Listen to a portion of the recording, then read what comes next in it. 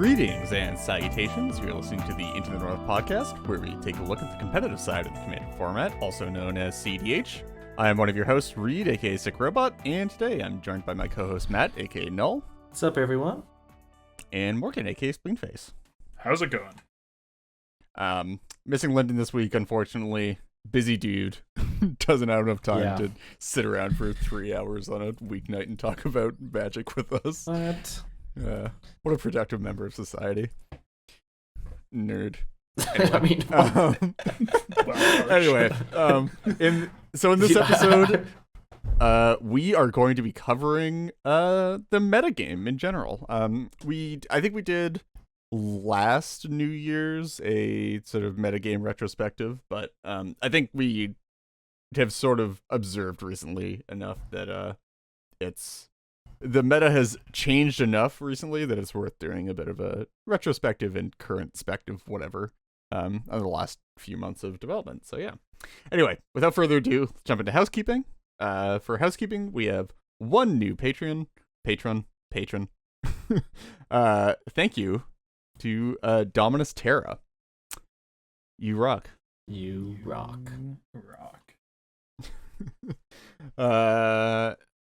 So that's housekeeping. New developments. Morgan won Oktoberfest. Good stuff. Clap, clap. Sure did. Wow. Yeah, so you couldn't hear it couldn't hear in Discord because I have good filtering, but give you a little golf clap there. Wow. You know, didn't even that play really black. Means, honestly, the golf clap from Reed means almost as much as the plateau. So yeah, I decided to, we're talking about sort of looking forward and the metagame and where we see it going.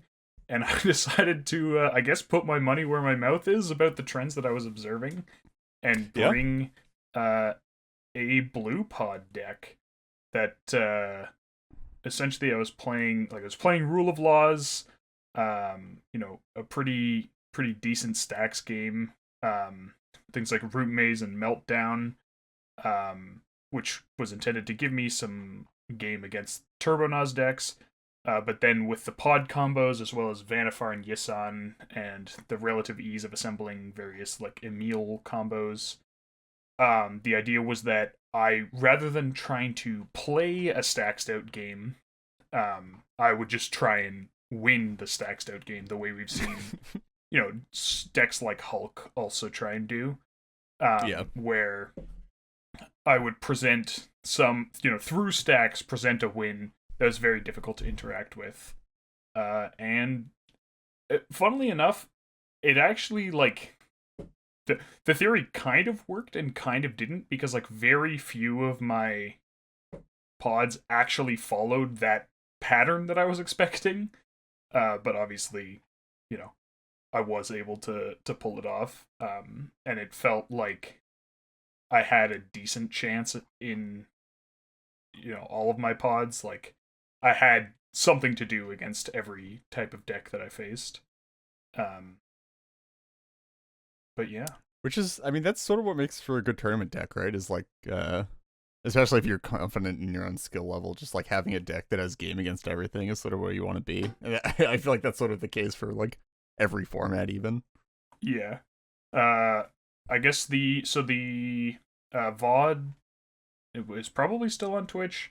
At the very least, my semi-final pod and the finals pod were covered, so if you want to go check that out, we can leave a link to that. I'll warn you, it was long. It was very, very long. Because there was God, was that a long game? There was no time limits, and there was no time limits. Well, in the single elimination rounds, because okay. Which was only supposed to be 3, but I encountered, and Matt, you haven't heard this. I'm imagining you're gonna laugh. I encountered the most political player I've ever seen. Okay. Acknowledging that both Reed and I are on this podcast, the most political player I've ever seen. That's impressive. And we play with Keegan. And that you play with Pongo on a weekly basis. Pongo, yeah. Just nothing. My I was chatting with Rebel among other people before while we were waiting for the last semifinal to finish up. So basically, this one player, his quarterfinal took 2.5 hours, and then his semifinal took 2.5 or 3 hours, and then the final took about that long again. I finished my. It was basically 4 hours, a little bit more than 4 hours from when I finished my semifinal pod to when the finals started. Oh my god. But it was amazing. A very interesting game. I would highly recommend watching it on 2x speed. Because there's a lot. Who needs commentators? Just I mean, even the commentators were. They admitted that they were checking out a little bit. It was like, Jesus, for the first 30 minutes, watch it 1x speed, and then for the next 2.5 hours. After an hour and a half of watching gameplay not happening, you sort of run out of things to say. No point there. Yeah. But it was an interesting game, full of some very interesting moments. Just a little slow paced in terms of actions per second, but that is what the 2x speed button is for. Yep. Yeah, I mean, I think that's mostly new developments unless I'm missing something. Potentially by the time we get this out, the database update might be out, but if it's not, don't yell at us. Good Stop. one. we're getting there. I guess we haven't given away when we're recording this, so I'll say this is that we're done as of this recording, which is a date unmentioned to anybody. We are done the primary update, and we're just working through Brewer's Corner and existing changes. So wouldn't be surprised if it goes out soonish. And then we'll also probably be bringing on some number of new reviewers. So yeah, fun. Look out for that. Yeah. And I mean, aside from those, anybody just have stuff they want to talk about before getting into the episode? I don't think so. Cool. Why plateau? Nothing. Cool. Yeah, so we'll just get right into it. So again, main topic of this episode, we're just going to be talking about sort of the metagame at large right now. As I was saying before, it feels like there have been some pretty core shifts in the meta. It felt pretty stagnant in terms of strategies that were viable at the top end of the format and that were actually like performing for a while, probably like around half a year, right? Of just like a lot of people just playing Blue Farm, Icrom, a lot Grixis, of those types of lists, Grixis, Mardu, to a lesser extent Jund. Yeah. But we were going to do at one point sort of a meta retrospective at some point during the year, but it didn't really feel right because there hadn't really been a lot of development in terms of strategies since the last time that we had done one. But we'd also just been talking about Turbo Decks all year, like either our new developments or whatnot. Yeah. But I mean, now we have a fair number of just concurrent tournament results that are not those decks, and that's really interesting. So we figured we touch on that and sort of talk about I guess some of the motivating forces, driving forces behind those shifts and what those shifts actually were. So I mean, I guess we'll get into it. I guess the first thing to kind of note is that like there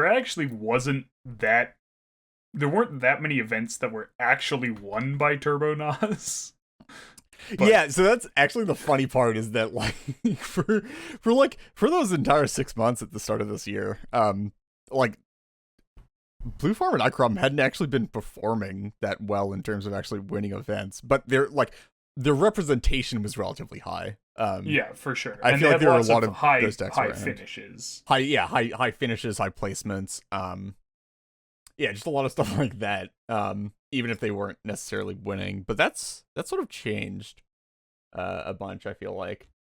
And that's sort of like I think the first point that we're going to get into here, which is that we've sort of seen a noticeable downtick in the number of people like entering Blue Farm, Icrom, Grixis, that kind of stuff, farm lists in general, into tournaments, and also just like even making day 2 with them or the cut to whatever. I mean, if you look at the Oktoberfest day 2. Where this isn't necessarily going to be an Oktoberfest retrospective, but it is certainly the most recent data that we have of now, and it was a fairly large tournament. So we will use some data from it. But I mean, also we're talking about changes that have happened over the last. I'd say probably like tier 1 con to now. Yeah. Sort of in that's that window. a good time frame. So that includes stuff like obviously the tier 1 con events, like qualifying online events up to live tier 1 con, and then the Play Age tournament, the Founders Club tournament, the Commander Vault tournament, and then Oktoberfest. I'm missing one, aren't I? Marchesa. Wait. Well, that was sorry. You said the tier 1 con events, which were certainly before. Oh, they were just before in the middle Marchesa. of those. Yes. So if we're talking about after tier 1 con, then there was Play DH, Commander's Vault, Founders Cup, and Oktoberfest. Yeah. Plus playing with power. That was yes, right there. That one, right? Yeah, that's the one I forgot about. Which I mean, smaller tournament obviously, but still nice to have as results wise anyway. But yeah, I mean, if you look at the Oktoberfest top 64, which is a very wide swath of the field, there were not a lot of the typical farm things that we see in those day 2s. I mean, out of the entire 64, there are like, I don't even know, like so under few 10 probably. Yeah. I see one Cody as far as turbo decks. Cody, a couple Timna Crom. See some Malcolms. There are like 5. There are 5 Crom lists in total. So Timna Crom, Ikra Crom, and then there's like some Cody lists, and then like a Mad Farm list. Yeah, there's a Mad Farm list, and then there was another one that there's a Jessica Tavesh, which I'm assuming is going to be some. Yeah. But yeah, like that's something not a lot for sure. Yeah. Oh, something I saw like a Sidisi list here, and then it's not the Sidisi you think it is. Yeah, so like somewhere in the area of like at like 12% of the field or something, depending on how you count the decks, something like that. So like not a lot. I definitely like probably 6 months ago at this point, I would have expected like 25% of the day 2 field to be some form of farm deck or another. Something like that. So it's definitely gone down a bunch. And I'd say especially we've seen a noticeable downtick in Sans blue farm decks. I don't think they ever really had the same representation that blue farm Icrom Grixis had, but certainly I think they've like just almost disappeared from tournament metas. Not to say that people aren't playing them in like casual metas, leagues, whatever, but especially in like the online tournaments, just almost nowhere to be seen. Yeah, well, I mean, I think they have an even rougher. Well, so Mardu, like to an extent, they have a much rougher time, like when they can't try and execute their plan. Right. Like they're, if you're for whatever reason, there's like a rule of law, so you can't like just gnaws off on turn 2 or turn 3 or whatever. Like a deck like Roger Exodus, even though it's generally like pared down its interaction package, it's still playing like, I don't know, 10 or so counter spells, right? Like you've still got a large number of bounce spells for dockside abuse and stuff, so yeah, so like you might actually have something to say about, I don't know, let's say it's like it's a null rod and like somebody else just has Oracle Consult. Like you might actually be able to stop them. Whereas if you're playing Mardu, like other than, Blast or like maybe a well-timed silence, it's really like a struggle to have an impact on the game when you're not just trying to win as fast as possible. Yeah. I guess Jessica also can do things, but that's often Jessica, that's like a one-shot thing generally. It definitely helps versus like the bear stacks matchups, but it doesn't really help you in terms of like playing the game under stacks in the same way that like Timna and Crom do. Especially Also, like blue and playing like permission for other stuff before you go for it. also a lot of the hate bears just don't die to casting Timna, then casting Jessica, then down yeah, that her. too. It's like, oh, Archon has 3 toughness, Eidolon has 4. It does kill Oof, it does kill Canonist. It doesn't kill Kills Dranis. Hushbringer, I guess. Yeah. Yeah. I guess it kills Who plays Thalia. Hushbringer, though? Yeah. Yeah, have fun casting your 4 men. Your 4 men on Jessica under Thalia. I think Jessica's problem is like the partner that you pair it with. I think the main issue is like Jessica, Timna are individually powerful partners, but they don't really have a lot of internal synergy between them, and it's just like, yeah. But you can make your Timna gain 6 life. Oh yeah, nice, dude. Not paying respect to Bruce Timna. I'm gonna be honest. You can also make it gain you. I mean, I have life. My hot take is that lifelink is only just not flavor text in CEDH. So much has been made about the life gain potential of so many different cards, and I've never been impressed by any of them. I think I'd agree with the caveat that it's like a life gain in the command zone. Because like I think having access to cards in the command zone is a lot more valuable. Like cards in the command zone, life gain in the main deck is a lot more powerful than life gain in the command zone cards in the main deck. Well, no, but I just mean like if Sarah Ascendant did not have lifelink, right, that would not change my evaluation of the card. Like, and I feel like, I mean, sure, every once in a while the lifelink off Bruce is nice, but like, you could, if he didn't have lifelink, I still think 90% of your games or more would play out the same. Right. Or didn't give lifelink, whatever. But yeah, I mean, so like that's like the main thing that we've been noticing. Like the main thing that you would notice is like the absence of a lot of Naus decks right now. But also the like immediate counterpart to that is like the meteoric rise of stax lists, and like the not just their success but also the number of like lists actually being entered into tournaments. There's so much stax now. It's like sort of unbelievable. I don't know. Yeah, that was a quick shift, I feel like. Yeah, in the relative like scope of like CDH tends to be pretty sluggish in terms of general meta response. Especially at like large online tournaments. Like it tends to be pretty slow moving. And this is like in the span of I don't know, it's span of like, well, I feel like we almost don't move by time, we move by tournaments. By and we events, just had like a really fast run of them, right? So it was like, okay, Winota top 16 tier 1 con, and like people, you know, were generally impressed with how it was performing. And then it won the Playing with Power tournament, and then it top 4'd both Commander's Vault and Founders Cup. Yeah, and it double top 4'd one of those two, right?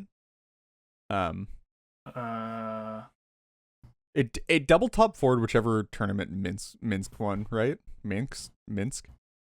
I can never get that name right. So. Was it the tournament after that? I think I remember like some tournament. It double top 16, and there were a couple double Winota pods in those tournaments, but I don't think it double top 4'd either. Okay. Anyway, there was a lot of Winota like populating after those initial events. Yeah. I guess what surprises me is like Stax doesn't just beat a pod of 3 turbo decks in my mind. Like I feel like Stax just isn't good enough in that scenario. So feeling like you want to bring Stax to a Turbo Naus tournament is maybe churning too fast. Yeah, and I think that theory I think was somewhat borne out at Tier 1 Con, where there was a lot of Turbo Naus, and like there were people playing Stax decks that often just struggled to actually win the game. Or like someone would just stop, one of the 3 people would get under them, or whatever it was. Yeah. And then like I don't exactly know what happened in the Playing with Power tournament, because it was like it's a patron tournament, so it wasn't open. But then at Commander's Vault, like I think for example, a pod that is one stax deck, even two Turbo Naus decks, and one like pet deck that has blue in it. Yeah. Like that stax deck starts to look a lot better. Yeah, especially when and, it like, has that was the a much snowball lower potential stakes. of like stuff like Winota. That was like a much lower stakes event, so people were more likely to bring the spice. And then when there's enough, when you're not like sitting down into pods of like triple turbo and one stax deck, the stax decks start to do better.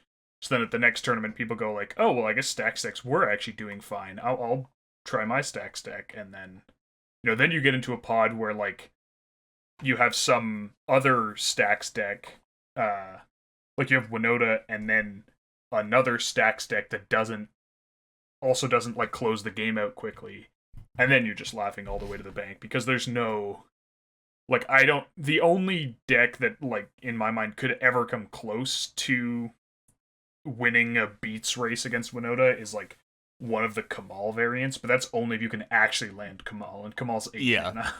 Yeah. Like if and they like get that's they get two rounds of Winota triggers to try and find like a Draneth or something, and then you're just dead in the water. Or like even like they get 2 rounds of combat to try to find like a double striker plus a Rick, and then suddenly you're not beating them in combat anymore, and you're like your stuff's still getting eaten on blocks. Yeah. Yeah, like it's just I feel like I've said this for a while at this point that like Winota is a really good deck as long as it has like a turns 1 to 3 bridge, because a lot of the time you're not actually developing stacks on earlier turns. You're just like setting up your main game plan, and then like as soon as you get to attack with the Winota out, like you just immediately start slamming meaningful pieces into play a lot of the time.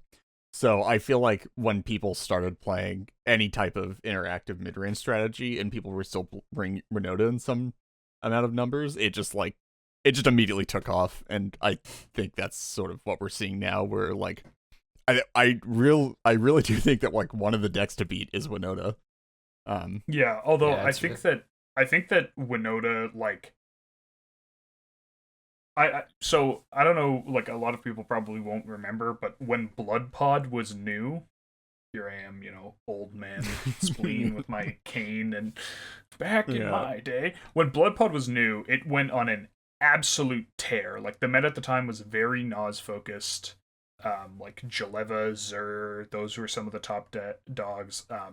Some of the more like greedy, faster Thrasios Tymna lists like Doomtide, or at the time like PST, and then it was like, and there's still like hey, guess what, I'm playing Nullrod, and everyone sort of went like, wait, you what? That's not allowed. you're not allowed to do that. Like I'm just gonna cast this Eidolon of Rhetoric. It's like, wait, how, what, how, what am I supposed, I don't understand.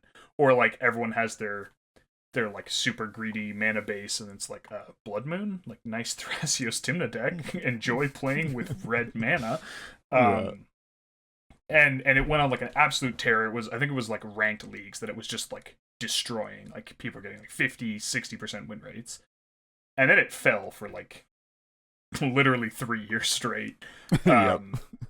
As like I think that it was somewhat true of Blood Pod, and I think it's way more true of Winota, which is that you actually can't adjust Winota to beat her bad matchups. Like you can't tech her you're so locked in to beat creature combo decks, because like you're gonna put a Grafdigger's Cage in your deck, like have fun with that. Great. Like Containment Priest, nope. Like I guess you can play Rest in Peace, which stops some of them, but like you like could play a Curse Totem, but like you can't find it. You could play a Linvala, you can't find it. The problem is you just can't find anything, so there's not going to be a single card that just suddenly turns the deck. And like you also are like, you actually just can't play a decent amount of the hate that stops the things that are going to be beating you, which is things like pod decks, or like just creature combo based things like permanent combo, that sort of thing. The tools just aren't there for you to like tech against that. Like people tried, Metapod was not like the most successful thing, but it was like, okay, we're gonna orient this deck away from preying on Turbo Naus and towards preying on like Hulk and midrange. Like try to play like Grave Hate and move away from the Grave like centric win cons and do all this stuff. But Winota, you're so locked into your Winota plan that like I mean the last 2 tournaments, or I guess the last 3 tournaments we saw, I guess not counting the Play DH one. Again, that one was also not open. So I guess, yeah, but like the last 3 open tournaments, we saw a Winota deck make it to the top 4 and lose to a creature-based combo deck. Yeah, and like I think that's a trend that's just gonna continue. Yeah, because I just don't know what you try and do against it. Yeah, like the only possible way that you can, I feel, tech Winota to be like do better in those matchups is to try to play more removal, and then that just dilutes your dilutes your main plan. Removal without like strong card advantage. Yeah, it's just so rough because like if you're keeping a hand based on the removal in it to try to beat your bad matchup, then you're either missing mana or you're missing the creatures in play that you're gonna need for a Winota swing early, or any of those types of things. Where obviously I'm not saying that like you'll never have a keepable hand with removal in it, but to mulligan to ward those hands in order to beat your bad matchup, it's just so rough. I think it's also just super restrictive in that the pool of playable humans in CDH is relatively small, especially in terms of disruptive humans, and there's not really anything that you can swap out in that package to like hate on different things. There's just not good enough stacks pieces for a lot of that stuff that are also humans. Yeah. And like Popper Fanatic, the finalist of Oktoberfest, who was on Winota, he'd moved away from the various combos. Like he still had them, but his deck had 53 creatures in it, and it had a lot of like fatties, like 5 or 6 mana humans, just to try and hit. Like he was playing Angrat's Marauders, which is a 7 mana damage doubler. Aura Touched Mage, which is 6 mana, and you search your library for an aura and you attach to it, and he was playing Breath of Fury, so you try and get extra combats. Like Blade Historian. He was on stuff like Blade Historian's pretty core, as is Rick. But he was on like Jorkadeen and Lena, Gold Knight Commander, and Gold Knight Commander. So he was actually just trying to like beat people to death as like a primary plan, and then like sometimes do geeky things. Like there was no Mog Catcher or anything like that. And there's actually a Mog Catcher, but there isn't the other stuff. But there isn't the other stuff that goes with that package. It's just like Mog Catcher, Kiki Bottom, and that's pretty much it in terms of like combo availability. So and like he was on Deflecting Swat and Light and Tutor. No Blast, no Bolt, no Artifact or Enchantment removal. Like the only non-creature removal in his deck was Shatter Skull Smashing, I guess. So yeah, like it was a very all-in on Winota version of the deck, which I guess served him well in, Winota Mirrors and in the games where he could successfully, like when he was able to force people to play a stacked out game, the higher density of just like things bombs that didn't need support, yeah, was able to carry him through. But when he came up against decks that were trying to win the stacked out game, it sort of faltered.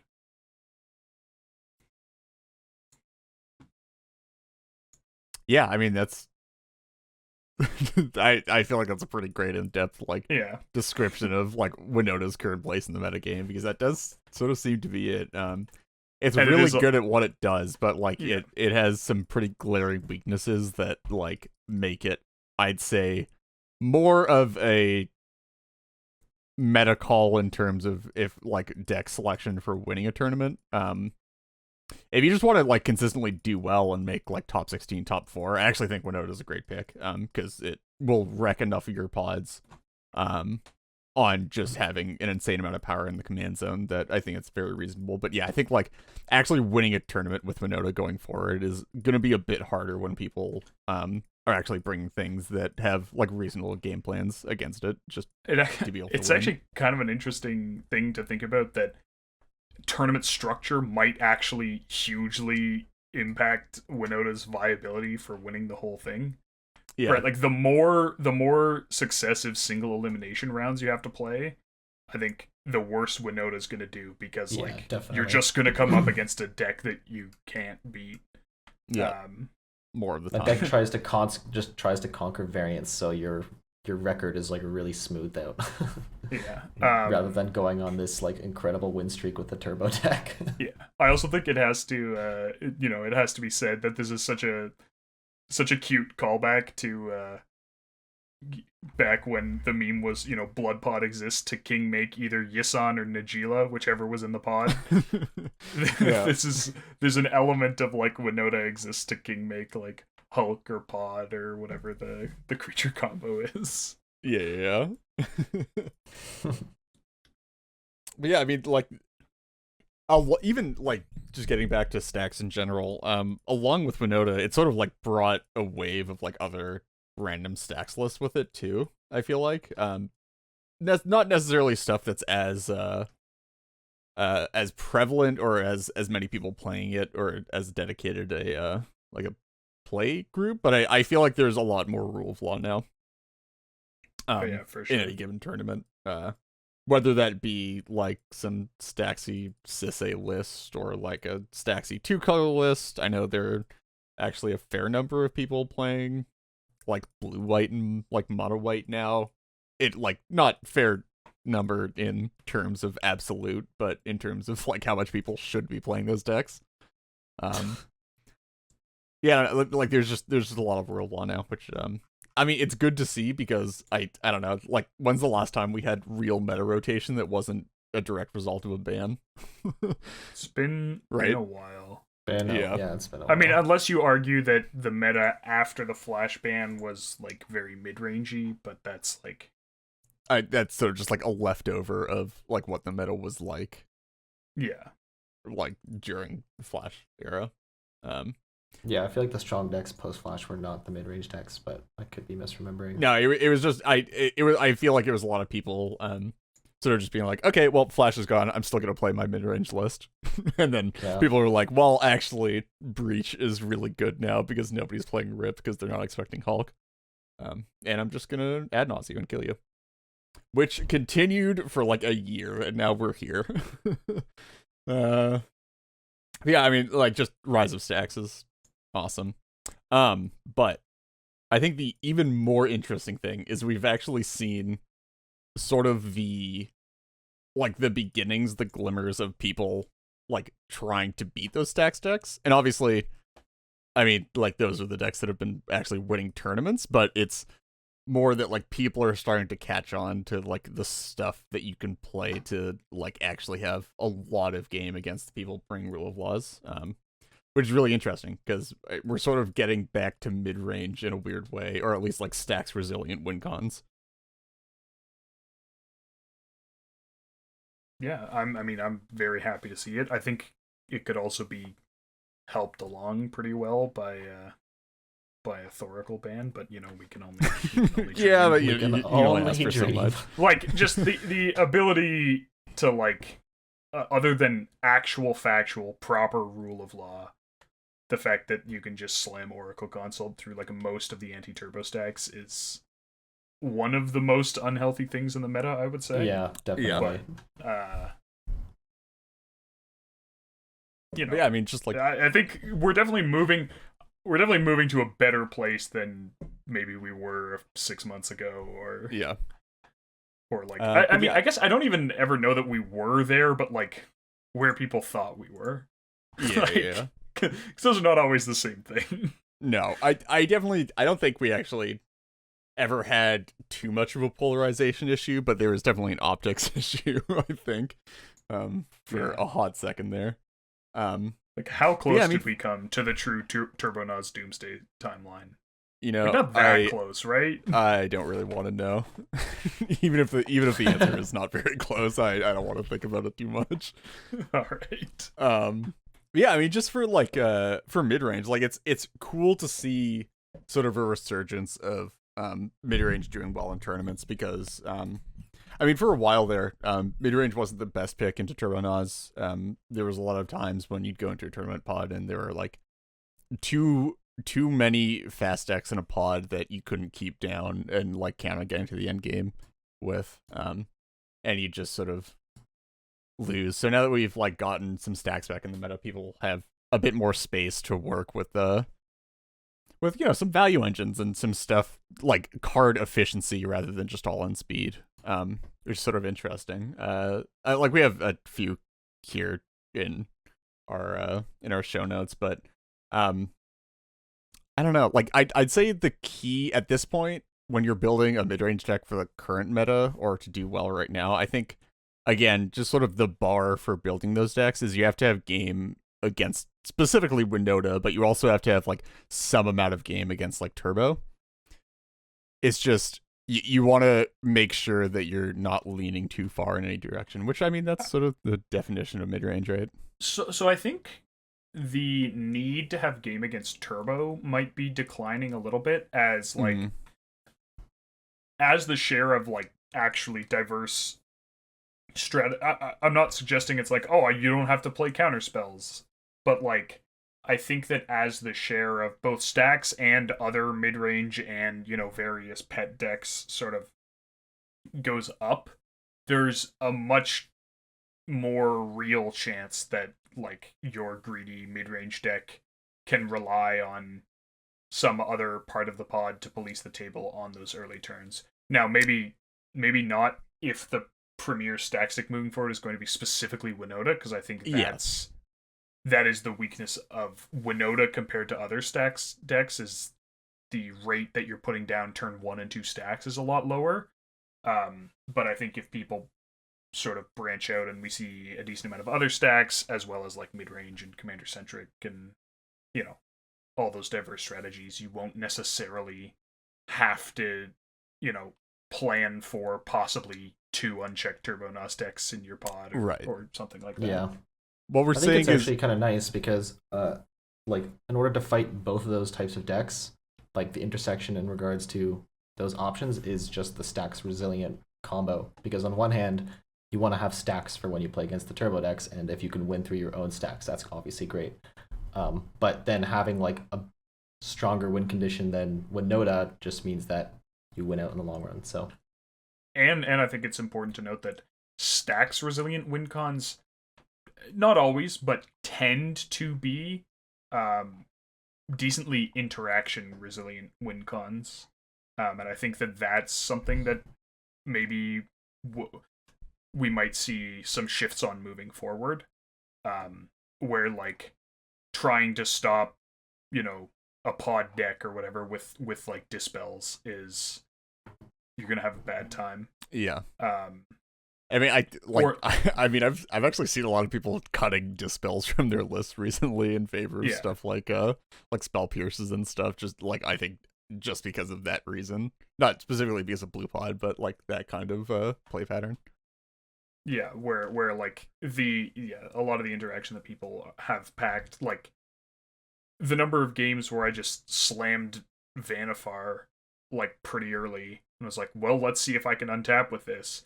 And like the table was scrambling, right? Because like, unless you have a blast, you're probably not gonna have anything to say about it on the stack, other than one time it got Force of Willed, and then it was like, okay, well, we can't abrupt decay this. Like, none of us are playing swords. It got bounced several times. It's like, well, I mean, sure, I'll try it again. Like, I mean, I feel like if you have the blast too, you still kind of want to wait to just destroy it on board anyway. Sure, yeah.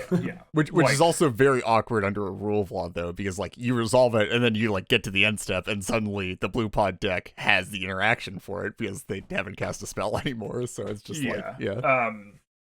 and like things like Yisan, or even to an extent Birthing Pod. Like, Birthing Pod gets countered by more stuff than Vanifar, but it still dodges a lot of the interaction that people are playing. Yep. So Guardianship now hits it, Force of Negation if people are playing that. There's not a lot of Spell Pierce, but I think people are generally playing Miscast over Spell Pierce. Maybe we'll see a shift on that. Yeah, Dispel, Flusterstorm, obviously stuff like Misstep. Like, I think I think what you want to be right now, like the absolute gold standard for win cons, is you don't lose to Swan Song. yeah, I don't know, like that just feels like the place that you want to be. I'm also curious to see if we'll see. That's awesome. Dude, this is people take Swansong out of your decks, put in a null. That's the yeah, it's the, dude. I want to see people get up to playing Exclude at some point. Just yes, I'm gonna counter your Vanifar and draw a card. Okay, moving on. Yeah. Or, actually, before we get too far away from this, though, I did want to say, your experience with Vanifar was actually, in that same tournament, was very reminiscent of my experience with Hermit Druid, and I feel like actually they're very similar win conditions at this point in a lot of ways. Yeah, people like a lot of the time just did not have hard removal for it. It's just like turn 2 Hermit Druid, and either I get to untap and I have to fight through some other random stuff, or like it gets bounced and I replay it and we try again later. Yeah, and I guess the addition or the printing of Malevolent Hermit has also meant that, like, the reason I used to really not like Hermit Druid is that it was nothing to do with Hermit Druid and everything to do with Dread Return. Yeah, exactly. It's like you have this extremely card, like, compact, you only have to find one card, super mana efficient, like very relatively easy to fit into a deck with like the minimal support package, very resilient to counter magic and a lot of the interactions that people are playing, except for the goddamn sorcerer that you have to cast at the end of it all. And yeah, I mean, I guess if you were really trying to be, if you were trying to go like even deeper, you could play Priest of Fell Rites. Yeah, so it's a lot of mana, but it's not a spell, so it's even harder to interact with. But incredibly difficult to interact with. Yeah, like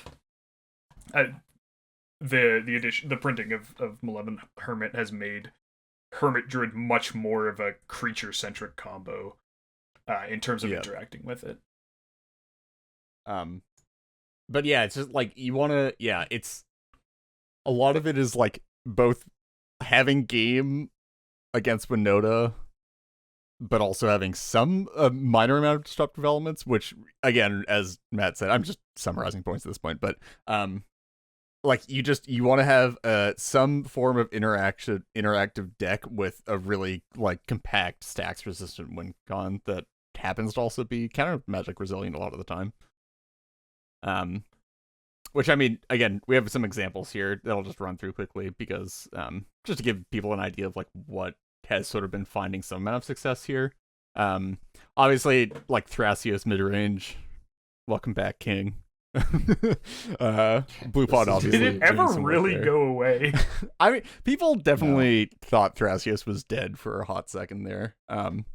Yeah, I don't think Thrasios was dead as I was winning tournaments with it.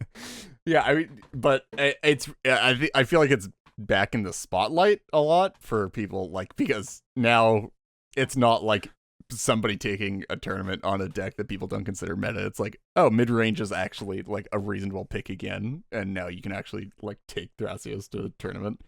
Not saying that you couldn't do that before, but I feel like that wasn't the general public perception. I just now kind of realized that all 3 of my tournament wins this year have involved Thrasios. Oh yeah. Wow, good job. But yeah, I mean, and then we've seen the beast.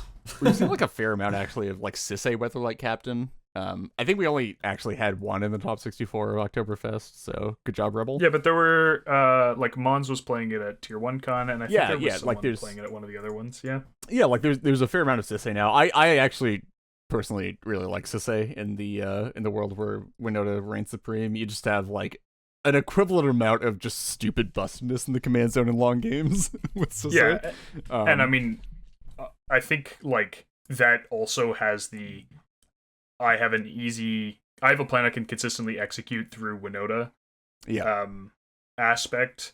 And like in that game, Rebel wound up getting beat to death. But that was very much like a coordinated effort. And it was also in no small part due to the fact that she had to burn a demonic tutor to Gildadrake my Vanifar. Yeah. Like, I think if that demonic tutor was used to further her game plan, she probably just controls the Winota and then just cleans up from there. Yeah. Because she was just behind on establishing a dominant board state, and so like she died. Basically, we killed her the turn before. I think she would have become impossible to deal with. And like, if she hadn't had to waste a turn demonic tutoring for Gildadrake and Gildadraking Vanifar, probably she would have become impossible to deal with the turn before we killed her. Yeah, exactly. And then just run away from there. Honestly, a deck that could play Curse Totem in this metagame and also satisfy our previous requirements could be reasonably decent. Oh, for sure. It's just that I agree, but you keep when you keep tacking on stax pieces, it really starts narrowing down the field of decks that you can play. Really, man. I want to play Deafening Silence, I want to play Root Maze, I want to plplay Meltdown, I want to play Curse Totem. What are you talking about? It's never not Essica. It's really a shame that Winota is not playing Curse Totem, or can't. Yeah, I mean, again, if could. I feel like it does like shut off a lot of your combos, but it doesn't shut off Rionia. So maybe that's actually doesn't shut off Rionia. Could be the prompt for reevaluating. Like, obviously, it shuts off Kiki. It doesn't shut off or touched mage lines either. I wouldn't necessarily recommend a touched mage. But you have to replace a win condition in this deck. Or touched mage does combo with the Goblin Rabble Masters, though, right? Because those goblins have haste. And the apprentice, loyal apprentice. Loyal apprentice, right? Yeah. It's still not good. It's not good, but it's fine. Yeah. I mean, Breath of Fury. I don't know. Putting in 2 cards, it's rough, especially because you do just need to block it once, right? Wait, does Breath of Fury have to connect? Yeah. Oh. It's combat damage to a player. Huh. Yeah, that's a lot worse, huh? It really is, yeah. Yeah. Anyway. Yeah. It's just, I feel, that was the thing that I was going to say before we got into this. I feel like one of the biggest things for Winota is if Linvala was a human, the deck would be way better. If you could just or if she could be found by recruiters, or recruiter for it or anything. But you just can't find it. You just can't find. Honestly, are lists just on Linvala though? No, because it's just you can't play fat non-humans a lot because you want to ramp up to you play you dump a bunch of non-humans into play Winota, and then just you don't really care about what you draw for the rest of the game. You're just swinging. Winota's definitely a deck that's accepted a lot of non-permanent or non-recurrent mana sources. Yeah. So often people are just mulliganing to hands with mana vaults and jeweled lotuses and things like that, and just I'm gonna slam Winota, and then if I don't.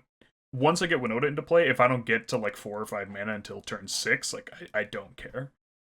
I'm just playing my 2-drop Winota proccers and 2 and 1 drop and 0. I actually used to say that Yisan was the deck that cared the least about drawing cards or seeing new cards over the course of the game or having cards in hand, but I think that's been very usurped by Winota, where I feel a lot of the time, once you've started executing your game plan as Winota, you just absolutely don't care about what's in your hand or what you're drawing. It's only what you're hitting off of the Winota hits.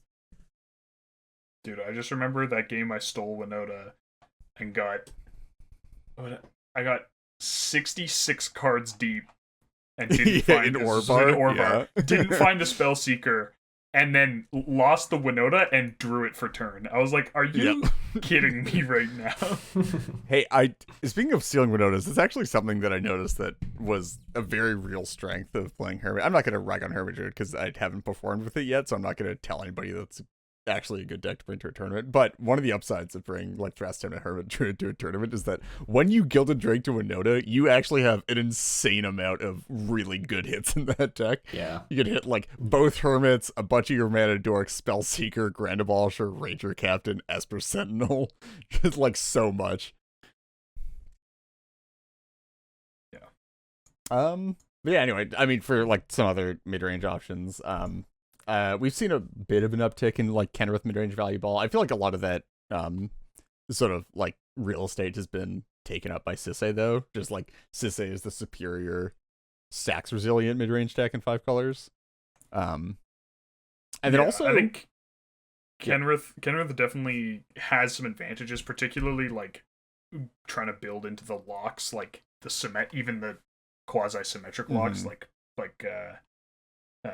Possibility Storm, Rule of Law, like, pool. And then but like Kenrith, I guess the Sisay like getting the consistent Wooburg is tricky, and also like I think the difference is that often one well-timed removal spell will like very much reduce the threat of Sisay for a long time. Like they tutor out the Najeela, and you're like, all right, well I'll just kill the Najeela, and then it's like, okay, I guess I can activate this to tutor out like certain hate pieces.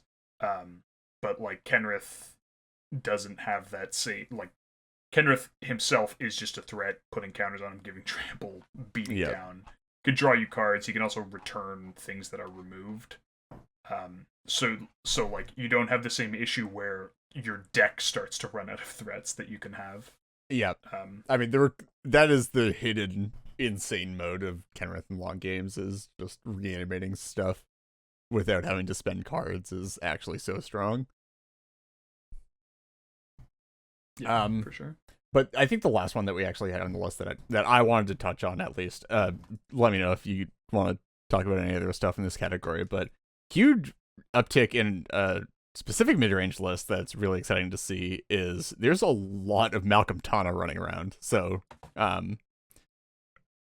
just Teamer Malcolm, I think they call it. Do people call it Teamer Malcolm, or do they call it Teamer Malcolm is generally what I've seen it called. So yeah, I mean just really cool because the deck just has like it just plays like this very typical Teamer mid-range list, except it has a super efficient 1-card win con. Stax resilient win condition. I mean, obviously not removal not resilient, Stax resilient to specifically Null Rod, but it plays through really nicely. Or Curse. What am I saying? But it plays through Rule of Law really nicely, which is also a not lot of what you resilient to want. Narset and Notion Thief. But yeah, I mean, the Manifold Reacher definitely makes that a lot less of an issue. And I mean, it's really interesting because again, like we don't really see it's Teamer, and a lot of the time it's Teamer and Naya are the things that we don't really see in terms of the 3-color lists. So it's good to see some uptick in stuff like Teamer Malcolm.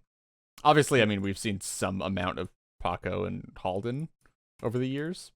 A year? I don't know how long they've been out. Anyway. It's been like a year and a half. Yeah, it's great. It's great to see Malcolm Tana. I think it was Ikoria was the spring set of 2020, if I remember correctly. So yeah, that sounds right. Yeah, like March, April, 2020. So yeah, a year and a half.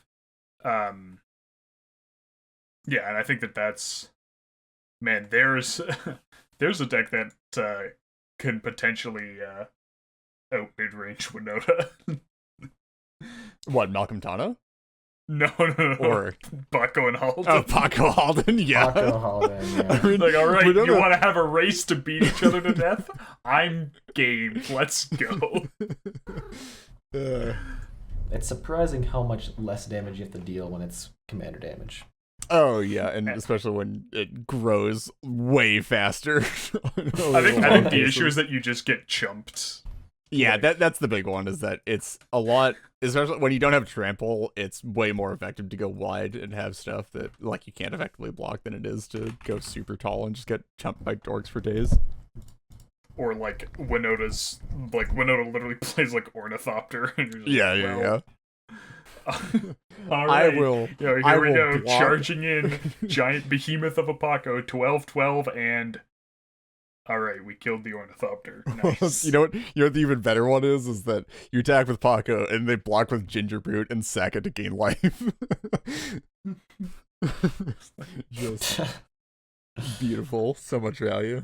Yeah, I mean it's really awesome to see mid-range coming back pretty much full force at this point to sort of counteract some of the swing in the direction of stacks. Because it's stuff that we haven't really seen a whole lot of in the past like year or so, I guess, at this point.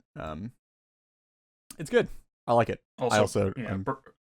Perhaps a little spoiler. My brain has been, for the last few weeks, has been churning on the fact that Mystic Sanctuary turns loops work through Rule of Law. That's where my head's at right now. And I feel like, God, dude, get out of here. What? Is there something wrong with that? Like just like I present the loop, I win the game. Not like I'm gonna take 5 turns and then pass. Like I feel to be fair, I am an enjoyer of some pretty specific Mystic Sanctuary decks, so I'm pretty excited to see. I think the issue is just the things that make the loops happen are a bit not resilient to removal or other stack pieces, but they certainly work through Rule of Law. You just have to have. If there's any particular avenue that Winota can pivot to as far as like staxing out, it's the graveyard. Yes, that too. They are already. There's a bunch of Hulk and Sanctuary, and they're playing easy time Remorseful Cleric already, and then I'm sure they could find other stuff too. There's like you can very easily lean on all these really there's definitely a lot of things. Removal. Yeah. In white. Oh my god! Imagine for a second that you could play Anafenza in Winota. Oh my god! Huge body, pumps the rest of your stuff, is also a hate piece. Just crazy. Yeah, I mean it's just like great to see, and I'm sure people will come up with more, like even more mid-rangey lists or other ways to attack the meta that I'm excited for, because this is again the most meta development we've seen in a long time, or natural meta development anyway. So that's really cool. And just remember, there's a big difference from this time compared to last time. There's no Flash just being a menace, omnipresent, and like just always able to kill you on turn 2, but also going to the long game. Good old Flash. Yeah, so I mean, if unless either of you guys want to discuss more about mid-range, got a couple more mini topics to go over here. So this is sort of a subtopic, I guess. We probably could have covered this a bit earlier, but sort of along with the rise of mid-range and stacks, people have been dying to combat damage a lot more recently. I don't know if you've noticed. Just in general. Yeah, I mean, we did talk about the like Winota variants that are more like combat oriented, and I definitely agree. But I think I don't know, but I'd say at this point, I think I'd consider the old meme of combat damage in CDH like thoroughly banished, or like combat damage isn't a win con in CDH. Thoroughly banished, at least for some specific decks that can do that. I still don't think combat damage is viable as a primary plan. Like, no, I agree. Not even like as a primary with a decent secondary. I still think combat damage can really only be secondary in my view. It's so rough, especially the decks that typically can kill with combat damage have a really hard time picking the order of who to kill. Like that is like a huge thing that I don't think that people have really caught up to yet in terms of like the general public, in terms of like good decision making, where like I feel like it's easy at this point, or expected, that you can figure out a storm turn for your deck, or like tight play in some areas or whatever, it's really hard to pick out when you're playing like a deck that has like real commander damage implication, or like just damage implications to kill people in combat, like picking out who you actually need to put damage onto and who you need to kill. Yeah, well, in two ways. First of all, like the order of who you start attacking first, like, you know, obviously, like, oh, you hit the Zur player because you're trying to tutor necropotence or whatever, but then, like, when is it correct to actually switch to, like, you know, the other decks that are trying to take the game long? But then also, I mean, like, literally killing people, like, taking them out of the game. So often I've seen, like, you know, there's, like, the Winota player and 2 blue decks at the table. It's like, you kill one blue deck, the other blue deck combos off. Or like you kill, you know, like you kill the person who probably, like, who has the best sort of board presence, long game thing going on, but then, like, you know, maybe they had like a redundant stax piece and now they're dead, and then your copy of that stax piece gets removed and someone can win, or things like that, that just make trying to kill people like over successive turns with combat damage, in my view, still very, very suspect as a primary plan. Unless, obviously, if you can like actually kill everyone all at once, but at that point, I feel like it's kind of a combo. Like Crater Hoof Behemoth is a combo, not a combat damage win. Or it's hard to have a non-primary Crater Hoof. It's just not a good combo. Like, maybe it's the damage doublers, I don't know, but yeah, just load up on damage doublers. Furnace of Wrath and Winota. Let's go. Yeah, and I think it's also like it is often quite difficult to split damage effectively. Well, yeah, like definitely. Like if someone has like one big blocker, for example, then you're like, okay, well, I'm going to attack into them. I'm going to lose one thing to the big blocker, and I'm going to try and go around them. But then, like, if you also send half of your stuff at like the other 2 players, then the trade of you're losing the thing to their blocker and you're getting like way less damage around it, just it starts to become very awkward very quickly. Yeah, definitely.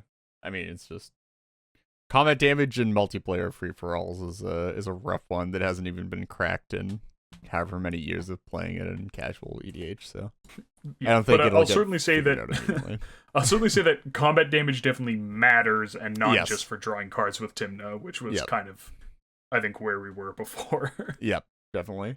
It's a lot of the time now you have to be a lot more wary of life total, and I like even stuff like mana sequencing to make sure you're losing the least life. A lot of the time now, considering whether or not you're playing the mana crypt in later turns, if you actually need it, so you're not getting bolted to death over a long game. Just like there's a lot more consideration, I feel like, in tight technical play at this point. That's around conserving life total and making sure you're not put in danger of having to. It's really less about like being put in danger of dying and more about being put in danger of like having to make suboptimal plays before you wanted to, or that you wouldn't have otherwise had to make because you're in immediate danger of dying. Yeah, so that's combat damage.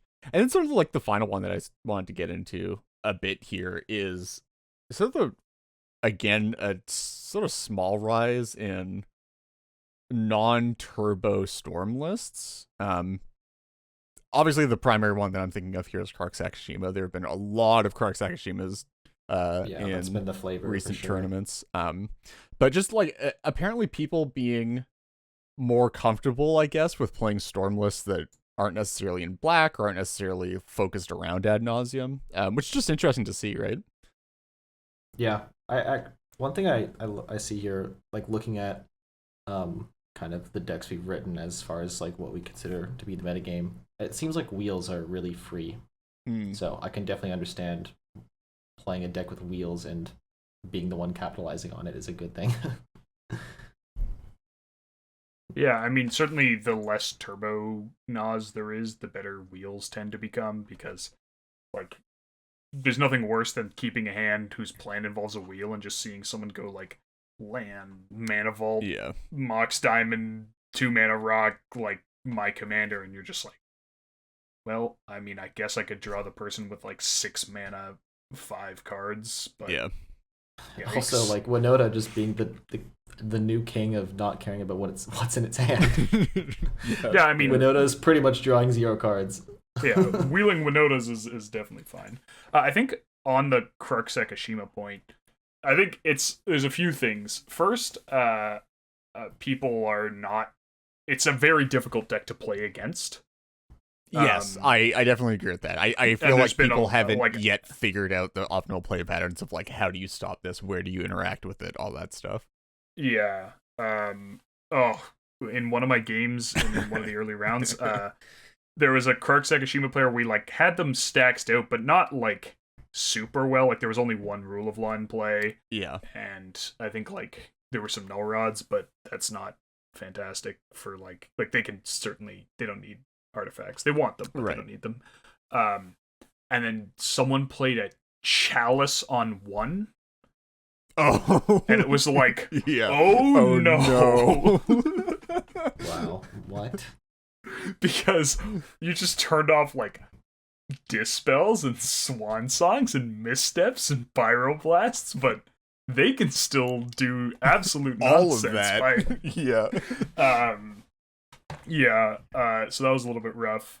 But also I think it's one of the Storm decks that has the best answer to rule of law, where like often, there's a rule of law out, you try and bounce it, and someone's like, cool, I'll just counter that. And you're like, well, crap. And especially when there's like multiple hate pieces, the fact that you can cast like, you cast your bounce spell, and it's like, well, there are 3 copies of this, so like, how many counter spells does everyone have? I think that gives it the ability to recover from being stacked out a lot better than other sort of stormy decks. Yeah. And I mean, on a surface level, I would never call an Izzet deck a good enchantment removal deck. That's for sure. Yeah. Yeah, but it certainly has the ability to deal with a lot of stacks very efficiently without like having to make like concessions to like playing like mass removal or whatever. And also I think you do benefit from like, it's hard to call it like incorrect play, but there's certainly like an unwillingness to like the way to beat, assuming you can't just keep Krark and Sekishima out of play. Like obviously if you can remove Krark with Sekishima on the stack, you're just laughing. But once they have like some sort of setup where say they're getting like 3 or 4 Krark triggers per spell, or even just 2. Yeah. Like you actually just need to counter their spells. Yeah, like that even feels if they're getting terrible. Copies. Yeah. Like that feels terrible. You like, have to before any this Krark just triggers as will, and I have like 3 triggers on it, and then you're just like, well, I guess I have to counter the original, even if you're gonna get like 2 more off of this. Yeah. But if you don't do that, then like it, well, I guess your option is to counter it the next time they cast it. And I think that's like, people will always try and push the burden of throwing an interactive spell under the bus like that to somebody else. Yeah. And you can definitely capitalize on that. Yeah, it punishes I guess greedy play in terms of like the rest of the table wanting to save interaction for as long as possible, especially because also a lot of Krark Sekishima's wins can start with very innocuous looking cantrips and very quickly spiral out of control. Especially if they already have like a board set up for it. So it's like, I'm gonna cast this, like I have Harmonic Prodigy and my commanders in play, and I'm going to cast this Ponder. And it's like, well, I guess we're letting that resolve because we're not firing off interaction at a Ponder. And then they get 4 copies of said Ponder. And then suddenly they have all the gas in the world and all the protection they need, and then you just die because you didn't counter the initial thing. So even against good players who know what they're doing, a lot of the time it can just like fuck you on the risk reward for the rest of the table, and you're suddenly dead because you didn't make the like bad beats decision at the start of it. And I also think it lulls people into a false sense of security because you're like, oh, they're playing instance and sorcery based Storm, and I have like this Dispel and this Swan Song, and this whatever, and it's like, yeah, that is not gonna cut it. Yeah. Like, even it seems like the interaction that's being played lines up very well against it, and that it just doesn't. Yeah. It's like, actually, it's hilarious because they're casting a lot of instants and sorceries, but the best interaction against that deck is just removal for their like value permanents. Removal, yeah. Yeah, like you just need to get rid of the pieces that actually make the things they're doing good. Because like Arcanus Akashima on the board is good, but usually not game-winningly good. But as soon as they start assembling things like Tavern Scoundrel, Usury, Harmonic Prodigy, that kind of stuff, that spirals out of control very quickly. And you just like have to basically keep them off of getting the stuff. Yeah, just and all of that stuff. Oh my god. So yeah, I mean, that's, unless you guys have anything else you want to talk about, I think that's our main topic. Just wanted to, I guess, drop a note on what we were seeing, the sort of changes going on. Really cool. But if we're done with that, then next up with everybody's favorite subsegment, Gut Check. Gut check. And the gut check this week comes from Morgan. What you got? I've got, what card do people need to start respecting? Oh no. I feel like I know what his answer is. Do you? Do I know what my answer is? I feel like when you hear what I think your answer is, you're gonna it'll agree. be that. All right, let me think for a hot second, and I think be fine. What am I gonna say?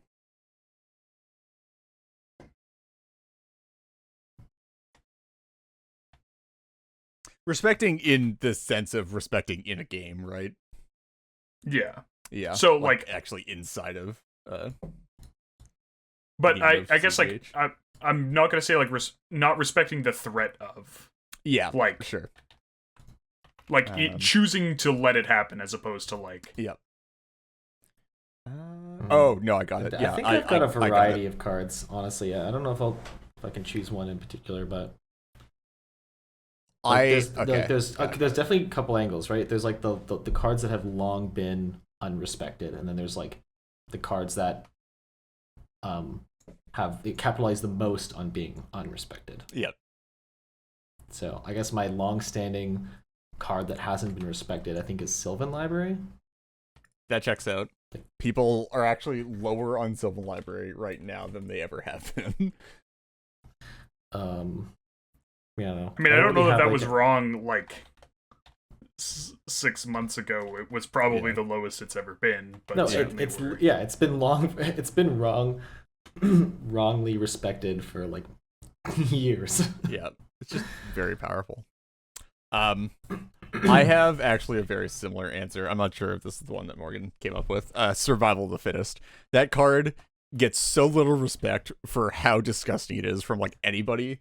Every time I see somebody else resolve survival, and the rest of the table is just like, yeah, what could go wrong? It's fine. I'm just like, you do not understand how much goes wrong when you let somebody just have a survival of the fittest in play, especially over multiple turns. It filters out your top decks so insanely well when you have a deck built to take advantage of it, and like even if you just like have two creatures in hand and your deck just wants one of the cards in your deck in your graveyard, it makes life so much harder for the rest of the table. Well, I guess I was wrong because you gave my answer rather than giving your answer. Oh, nice. Nice. So yeah, my answer was survival. All right, one in the green enchantments. And your answer, Reed, was Sylvan Safekeeper. Yeah, that too. Yeah. Sylvan Safekeeper. Yeah, people. That's a card that like. Not only do people not respect it, they also just like straight up forget about it. Yeah. And then people it's like, okay, we're gonna go to interact. You're like, cool, activate Sylvan Safekeeper. Yeah, it's definitely like the most notorious onboard trick Yep, 100%. Yeah. It's just it's a 1-mana green creature. Your brain's just like, yeah, it's with all the other 1-mana green creatures. We know what those do. They tap for mana, right? You're like, not this one. Well, same in a way. Same thing with Allosaurus Shepherd. Oh yeah, no, 100%. Or Destiny Spinner, or like anything that's not like Grand Abolisher or Ranger Captain of Eos, but is a protective permanent. Like, dude, they're green. We know what green creatures do. They tap for mana. Yeah. Yeah. Good stuff. Yeah, all green spells or all green permanents checks out. I can't think of a single green permanent that doesn't tap for mana. Can you? No, it's actually impossible. Tough, literally I've been thinking about it. Dude, literally every green permanent has the forest subtype. I don't know what you're talking about. I guess as of late, cool. I have found that Esper Sentinel has not been respected. But that's just along the... I think people respect that card pretty highly. Maybe like our meta specifically didn't respect it as much as like some others, but I think like most people, when that card was spoiled, they're like, this card's very, very powerful. I was about to say the fact that but you're recognizing that it's powerful is definitely different than it being actually respected in practice. The like draw of the like mana or like the tax draws or whatever you want to classify them as, like this, I feel like Esper Sentinel draws, the choice is almost never to pay for some reason. I will say the fact that you brought that up and said that Esper Sentinel is under-respected is actually just going to give friend of the show Zach an aneurysm. He definitely does not want anybody. Respect. He doesn't want anybody respecting that card. Its text pretty much says "respect me." Yeah, but then people just don't. It's like, you can't tell me what to do. Cool. So that's gut check for this episode. We're gonna move on to listener questions. We got a couple here, but we got one important one because our patrons are important. And as a reminder, if you're a patron, you get to submit listener questions that we will answer on the show if they're reasonable, and sometimes even if they're not reasonable. Anyway, Matt, do you want to read this one out for us? Sure. So this is from Two Hand Touch. I haven't actually played with or against Kenrith, but people talk about grinding with him. And sorry, the phrasing there. Is Kenrith actually able to grind alongside Timna Thras? Seems hella slow.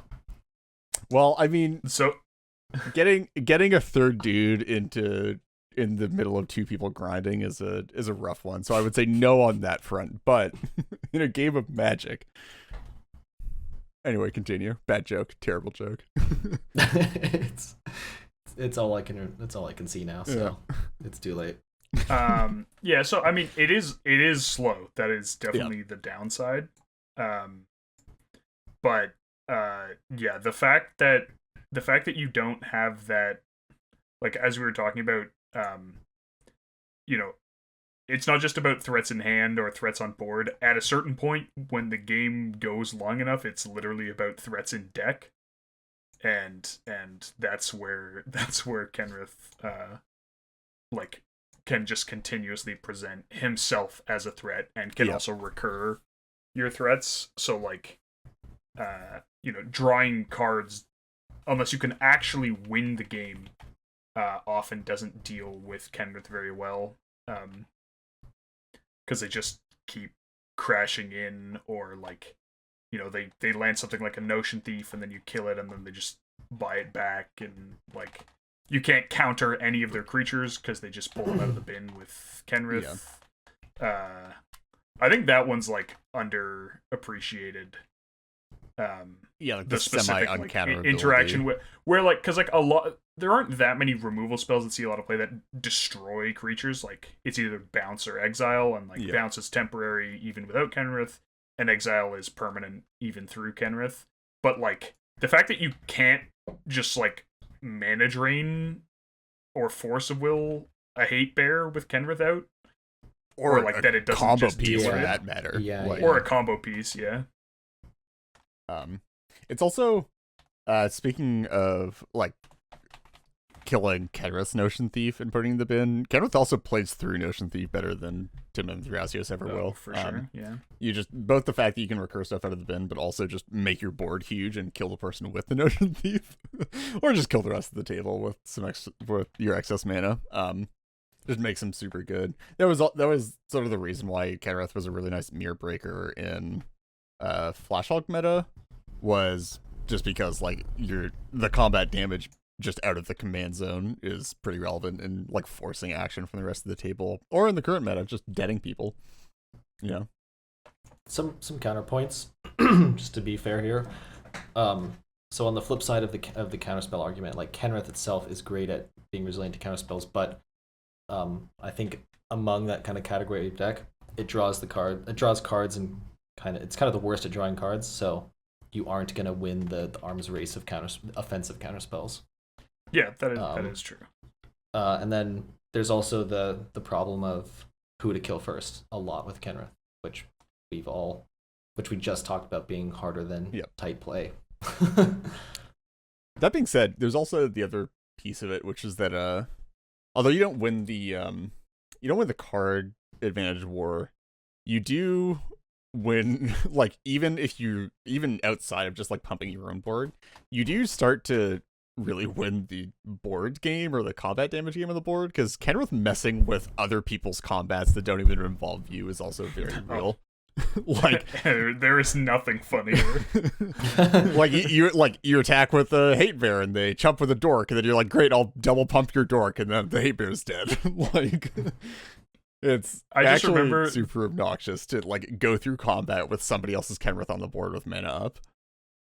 I just remember the time I actually pulled off the meme of double bluff. Someone attacked a Tymna into a Najeela, and I went like, if I buff your Najeela, will you block? Yeah. And they're like sure. I'm like, cool, I'll put a counter on the Najeela. They're like, block the Tymna, put a counter on the Tymna. Oh my god. Absolute scumbag. Dude, and that's not even peak politics, apparently. I guess not. It's not. That's nowhere close. Yeah, so I hope that answered your question too.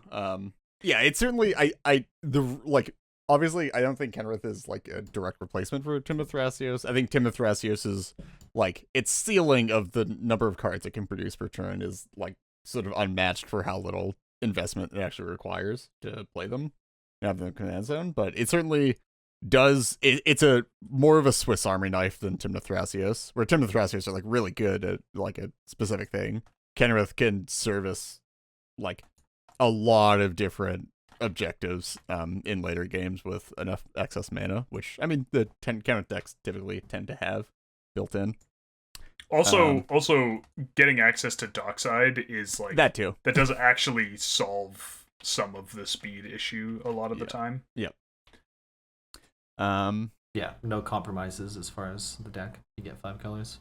You just get all of it. Next we have a listener question from Shaper. Morgan, you want to get this one? Sure.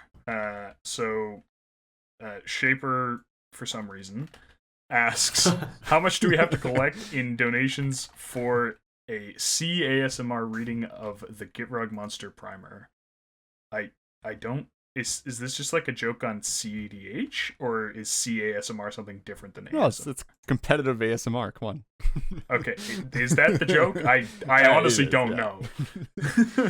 We'll make it a Patreon tier. I was like, let's we'll make real. We'll make it our goal. If leave a comment on this YouTube video if you listen to it on YouTube, or in our Discord if you want us to update a Patreon goal and have a ASMR rating of the Gitrog Monster Primer. Because we don't have a current Patreon goal, so maybe we can set that one up. Maybe if we get $1,000 a month, we can have the entire podcast readings. Regular gameplay will be 500, and then ASMR will be 1,000. Yeah, exactly. Yeah. And honestly, though, it's gonna be tough fitting it in with our just backlog of topic ideas too. So. Oh yeah. That's gonna be a definitely problem. Knew exactly what we were talking about this episode, like for days before we started recording it, and not half an hour or less. Hey, we knew for solid minutes before we start recording. Yeah. And then last up, we have one from Josh Warminator. This question is next thing. Well, yeah. If it hasn't been brought up already, and it hasn't, are the consequences and advantages of taking a player out of the game, and I mean actually knocking them out of the pod, not something like Force of Will on turn 1 mana crypt, when to do it, when not to do it, even if you have the option to, etc. Is it always the correct play? Do some decks work better or worse in the 3-man? So this is actually like pretty directly related to what we were talking about earlier in this episode a couple of times, which is about sort of combat damage and actually killing players off and how hard that is to actually decide. Yeah, there are a lot of consequences when you knock somebody out of the game to go along with the advantages. Obviously, the like the level 1 understanding of like killing people is that, oh, it's one person less in the game, and that means that there's one person less to interact with me. Second layer is that, like, oh, well, they actually are, like, opponents can be beneficial to me in some ways, and maybe I don't want there to be fewer opponents. But there's like levels and levels under that of like just minute differences in different game states, pod compositions, positions inside of those pod compositions at the point in time at which you're making that decision. There's so much decision making that goes behind, like, this person's at 5, I have 5 damage, do I want to kill them?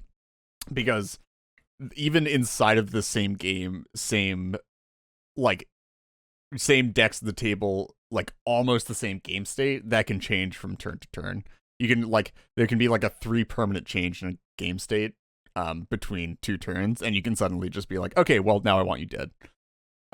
For whatever reason. I mean, I just know we're going to get some snarky comment from Keegan about how you should always just kill someone, right?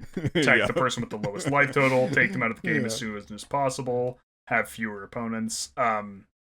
It's obviously very contextual. I think that, like, on balance, you probably want to kill people just because sort of the level 1 understanding is oversimplified, but that doesn't mean that the premise it rests on is wrong. It's just that it can be overridden by more circumstantial things. Like, I think one of the biggest things that you want to evaluate in a situation like that is just, like, what is this deck's sort of threat to answer ratio? Yeah. Right? Like, if you're looking at it, if you're like, do I kill the, I don't know, Rograk Timna player? The answer there is, like, almost always yes, because let's be real, the number of situations where they're gonna stop you from dying to, like, someone else's, presented win is, like, actually 0.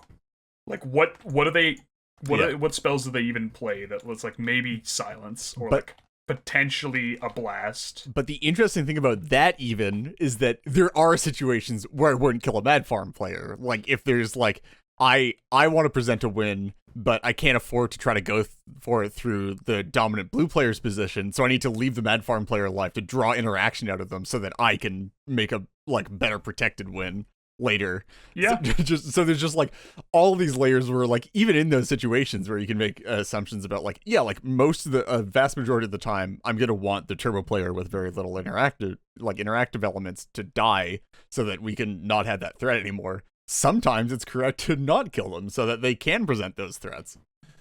Yeah, like, certainly, especially because if you can make it look like you're, like, going to kill them, they might, flail a little bit. Yeah. It's like, well, I don't like the chances on this win attempt, but I'm dead next turn, so might as well go for it. And then that draws interaction and gives you a window. Yeah.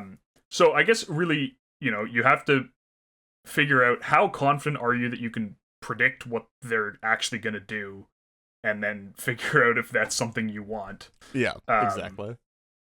And so the less predictable they are, the more likely it is correct to just kill them, and obviously the less you want the thing that they're going to do, the more correct it is to kill them. And that doesn't necessarily have to be interaction, which is sort of good for you on like an obvious surface level, but like or them having stacked pieces in play if it's a stacks deck. But also, yeah, things like drawing attention, having to be interacted with. Yeah. And yeah. I mean, there's also stuff like, even outside of that, like, this is the furthest down I'm going to go in these levels, but there are sometimes you want a player dead, but you won't kill them because you can afford to put that damage elsewhere and have somebody else kill them because they want them dead more than you do. So like there's just classic read. There's just like all these like I'm levels. I'm not gonna kill that player. I'm gonna make you kill. Yeah, no, that exactly. But it's like there's like it's just as examples of like how many layers deep you can get into this of like, okay, yeah, I want this player dead, but do I actually want to kill them? Like, there's decisions to make at every point here. And then there's like, there's the whole like, oh, well, I'll leave them, like, if I don't want them dead, but I think that person does want them dead, leaving them with like just enough life for, or you can always go a layer deeper. Yeah, leave them. Sorry, never. I'm not gonna keep going. Sorry, never. Actually, I'll say this one, like, leaving them at just enough life that the next person can't kill them, but if they attack, the person after them can, so that you're preventing 2 people's worth of damage from coming at your face. Like, just... That's pretty much, like, the same flavor of greed that you mentioned being why people lose to Krog shots. Oh, yeah, no, 100%, but, like... It's, like, exactly the same There's a lot of layers to stuff like this question. I did want to say, though, like, there's a second part to this question that I wanted to touch on a bit before we move on to the closing of the show, which was, do some decks work better or worse than the 3-man?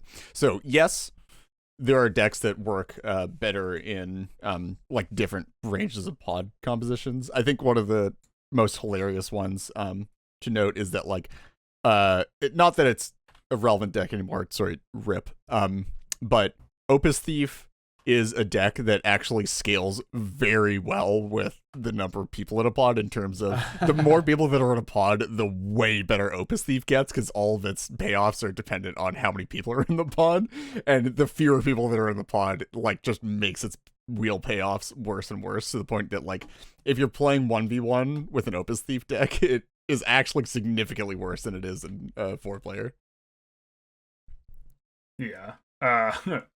Also, the funniest one of that is, we talked about like the stax resilience of the Malcolm Glinthorn combo.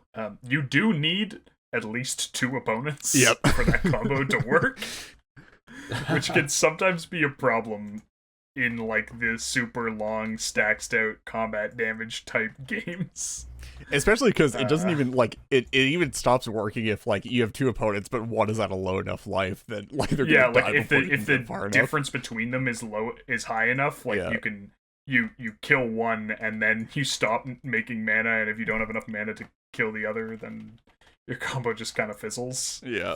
I feel like that's a problem as a new player. You could read like 1,000 times, but you're never going to learn that lesson until it actually happens to you. Well, and the whole thing is, like, you're not going to learn that lesson either during that game unless somebody in the pod is actually knowledgeable enough to know that it, like, doesn't work anymore. Yeah, I feel like there's probably been a lot of games that have been incorrectly conceded to the Malcolm Glinthorn combo. Yeah, I was thinking like tournament setting, I don't know, in my mind, but that's a good point too. It's like you can definitely get away with that kind of shenanigans. Like, oh, look, I have Malcolm Glinthorn. That means you're dead, right? It's like, well, we have to do a bit of math first. Let's just a small amount. Let's just chill on that. Anyway, hope those were adequate answers. Actually, those were adequate answers. Come on, let's be real here. They sounded pretty good, at least. I refuse to believe that we don't give good answers to our listener questions, because if we gave bad answers, then that would undermine my entire understanding of what we do here. So I'll choose not to. Anyway, that about wraps it up for this episode. If you guys would like to reach out to us with any questions, comments, or concerns, you can contact us on Twitter at Into the North Pod, via our email at intothenorthpodcast@gmail.com, or on our Discord server, the invite link for which can be found in the description for this episode. An extra special thanks to all of our patrons who help cover the expenses for our show and allow us to work toward improving the quality of the podcast. If you too would like to become a patron, we're at patreon.com/intothenorthpodcast. Another way you can support us is via our TCG Player affiliate link. So anytime you want to purchase something from TCG Player, use our affiliate link, which is in the podcast and YouTube description. A portion of your purchase goes towards supporting the podcast. Thank you, as always, to the band Fox Cadre for our lovely podcast music, to Nate Slover for our equally lovely podcast logo, and to our video editor, Manta Ray Hat. Next episode will be out in 2 weeks. Until then, see ya.